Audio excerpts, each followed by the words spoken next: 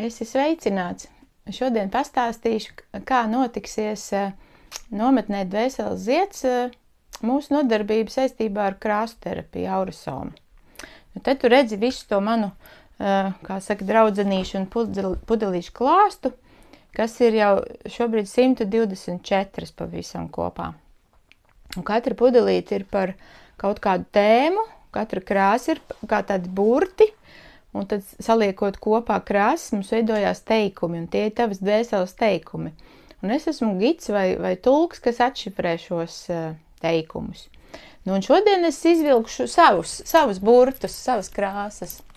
Pirmajā vietā es ņemu 5. tā, jo man parasti ir mana mīļākā pudelīte, mana patiesā aura, numur 5. Tad man šodien pievelk, kā otrā būs šī, 39. kas arī ir interesanti, ka tas ir mans dzīves uzdevums. Šobrīd kaut kāds laikam ir iestrēgums ar to visu neliels. Tad man nākamā būs 45.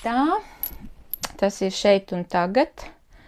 Sakrīt ar 45. gēnu atslēgu, kas šobrīd ir gaisā. Un ko tad man gribētos vēl tādu 4. vietā?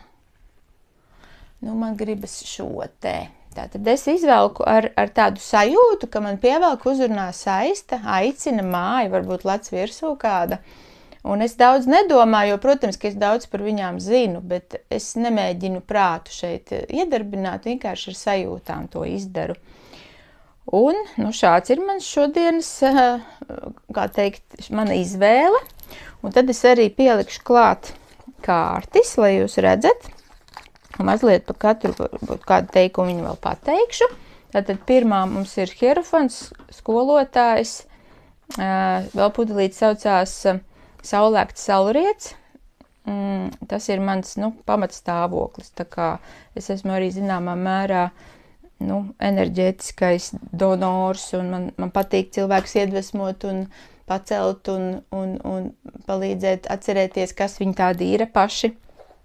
Nākamā vietā man ir otrajā vietā man ir 39. pudelīte.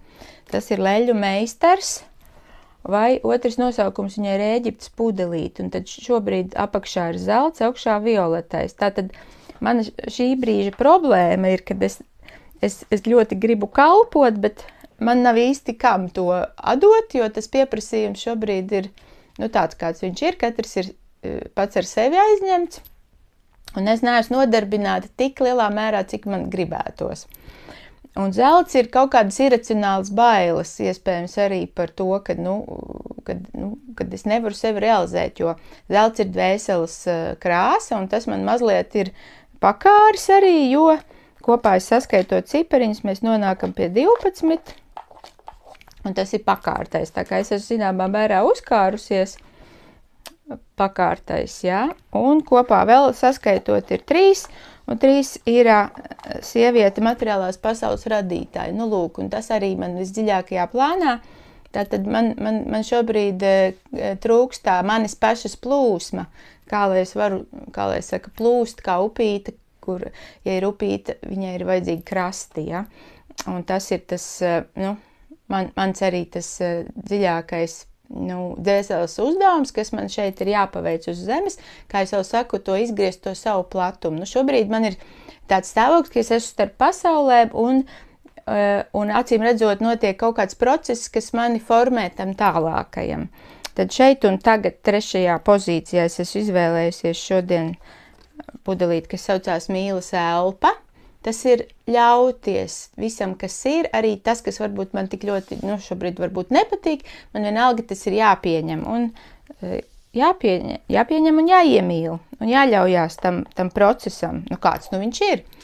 Un 9. vienpads, tad arī tas liecina par to, ka mums katram vienam ir, tas ir arī kolektīvais plāns, kad mēs katrs viens pats esam pats sevī un savā spēkā, savā sirsniņā, un saskaņā ar savu garīgo sirdi, un jāsajūt ir tas jaunais ceļš, kur tad iet un kur to savu enerģiju ielikt, kāda ir tā jaunā telpa, kurā to realizēt.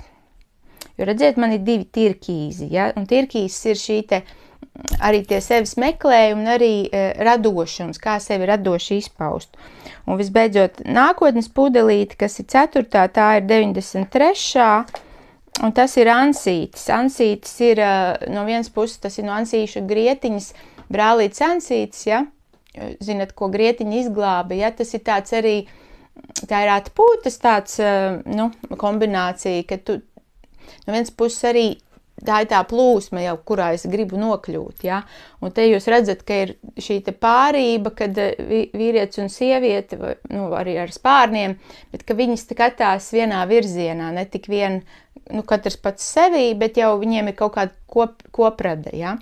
Un šis ir apgaismotais velns, jo tas ir lielā arkāna atpakaļceļš, un tas ir jau, kad mēs ar kaisli, protams, dzīvot to dzīvi, ja? Un savukārt krāsas ir pretkrāsas, koroļkrāsa un tirkīs ir kā tāda, patiesībā tā ir tāda sublimācija mākslā arī, un tāda, kad šīs te abas krāsas, viņas salējās kopā, un tad tā ir tāda, radīšana, saplūsmē, kaut kas tāds, ļoti, ļoti kaut kas skaists, kā es te pati saprotu, un tad tas 12 un tas 3 nostājās šita beigās, un tad jau es, acīm redzot, jau tieku tajā plūsmā iekšā. Tas ir tas, kā es to tagad tā, tas nebija plānots, tas vienkārši ir, arī tādā mirkļa moments, kad es izvēlējos un šito jums visu vēlējos pastāstīt.